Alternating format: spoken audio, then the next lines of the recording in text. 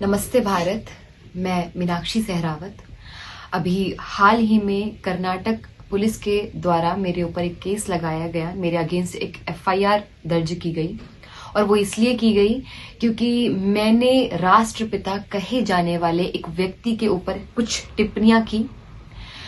टिप्पणी करते समय मेरी भाषा एकदम नियंत्रण में थी। मैंने कोई अशोभनीय अमर्यादित शब्द का प्रयोग नहीं किया। उसके बाद भी मेरे ऊपर एफआईआर हो जाता है क्योंकि मैंने इतिहासकारों के द्वारा प्रमाण और तथ्यों के आधार पर जो कुछ भी ऐतिहासिक पुस्तकों में लिखा जा चुका है वही मैंने अपने शब्दों में जनता तक पहुंचाने का प्रयास किया, इसलिए मेरे ऊपर एफआईआर हो जाता है। आप विचार कीजिए कि भारत जैसे देश में एक पंजाब क्षेत्र के सांसद भगत सिंह को आतंकवादी कहकर पुकारते हैं। हमारे देश में वीर सावरकर को गालियां दी जाती हैं। हमारे देश में प्रभु श्री राम के होने के बार बार प्रमाण मांगे जाते हैं। हमारे देश में श्री कृष्ण के चरित्र को बार बार गिराया जाता है, उनके चरित्र का दोहन होता है, लेकिन ऐसे लोगों पर कोई एफआईआर दर्ज नहीं की जाती है। आप विचार कीजिए कि हमारे देश में एक पेंटर जो माता सीता, माता लक्ष्मी और अन्य कई देवियों की नंगी तस्वीरें बनाता है, उसको पद्मश्री और पद्म भूषण से नवाजा जाता है। एफआईआर तो होने से रही। हमारे देश में मदर टेरेसा आती है, हमारे देश की संस्कृति को खराब करती है या कन्वर्जन करती है और उसको भारत रत्न मिल जाता है।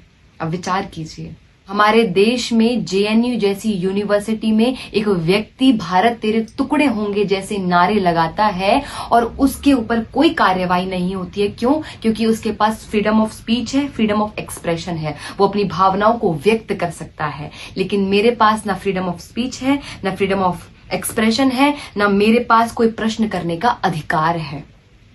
और ये प्रश्न केवल मेरा नहीं है, मेरे जैसे कई लोगों का है। क्या कि किस दस्तावेज में कहां ये लिखा हुआ है कि ये व्यक्ति भारत का राष्ट्रपिता है? ये कहां लिखा हुआ? ये प्रश्न कई लोगों का है। आप विचार कीजिए, मेरा केवल इतना कहने पर कि इस मां भारती का कोई पुत्र तो हो सकता है, कोई सपूत तो हो सकता है, लेकिन मां भारती का इस राष्ट्र का कोई पिता नहीं हो सकता है, इतना कहने पर मेरे अगेंस्ट एफआईआर हो जाती है। और मैंने देखा कि जब ये केस मेरे ऊपर हुआ तो कई रिपोर्टर्स ने और कई जगह ऐसी हेडलाइंस आई कि नॉर्थ की एक वक्ता ने इस प्रकार का बयान दिया है।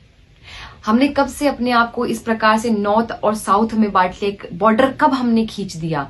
मैं नॉर्थ, साउथ, ईस्ट, वेस्ट नहीं हूं। मैं एक भारत की बेटी हूं।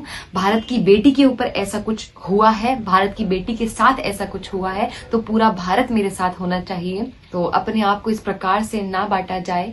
और जब से ये केस हुआ है तो कई लोगों का और बहुत लोगों का मेरे पास सपोर्ट आ रहा है, निरंतर सपोर्ट आ रहा है। आप लोग बहुत सपोर्ट कर रहे हैं और इसी प्रकार से सपोर्ट करते रहिए, क्योंकि आप लोग सपोर्ट करते हैं तभी हमारे भीतर से ऐसी आवाज निकलती है और हम अपनी आवाज को लोगों तक पहुंचाने में सफल रहते हैं, क्योंकि आप लोग साथ रहते हैं। और ऐसे ही साथ रहिए, जिस प्रकार से आप हम जैसे लोगों की सहायता कर सकते हैं वैसे करिए। अपने तन से, अपने मन से, अपने धन से करते रहिए। और सबसे बड़ी बात कि जुल्म के साए में फिर लब खोलेगा कौन? यदि आज भी हम चुप रहे तो फिर बोलेगा कौन? तो हमें चुप नहीं रहना है, इसी प्रकार से अपनी आवाज को उठाते रहना है। नमस्ते, हरे कृष्ण।